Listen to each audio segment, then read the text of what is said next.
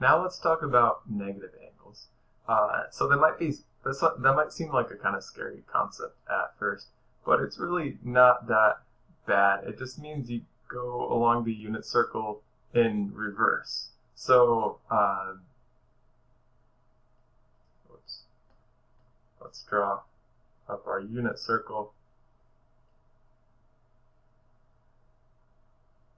So if you wanted to find like sine of negative 30 degrees, then you would just, instead of going forward 30 degrees, you go backward 30 degrees.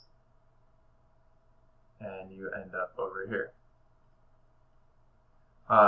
So then you can just think about this the same way, like, okay, we're gotta get our point here, and our x is bigger than our y, so our x is going to take the root 3, our y is going to take the 1, and our y is going to be negative, our x is positive.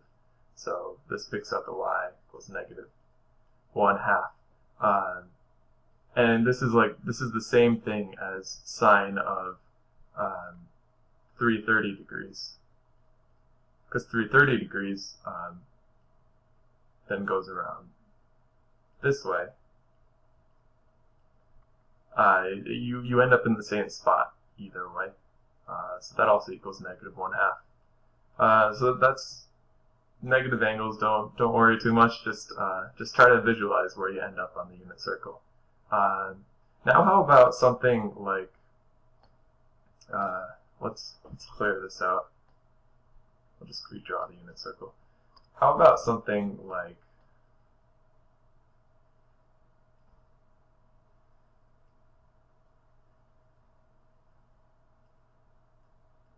sine 1,000 and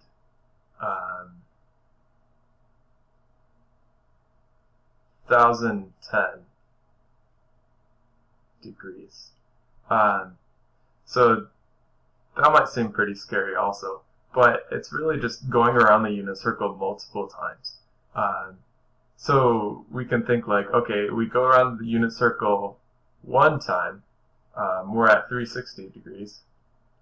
We go around again, we're at 720 degrees.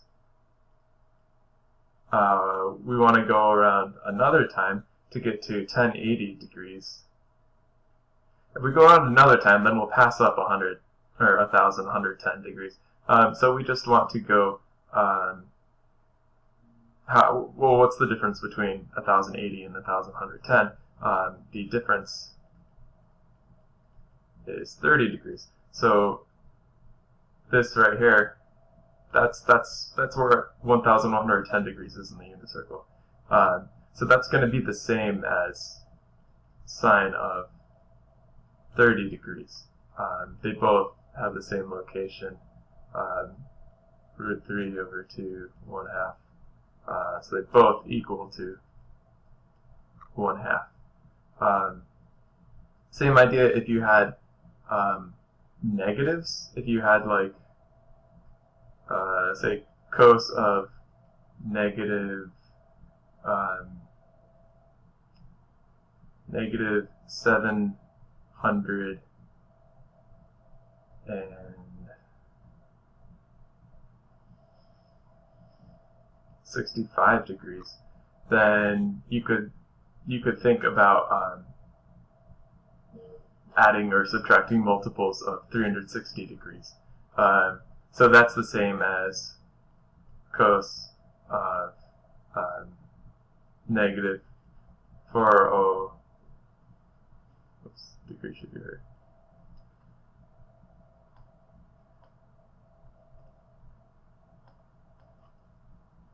So negative 765 degrees is the same as negative 405 degrees, because you just add 360 degrees.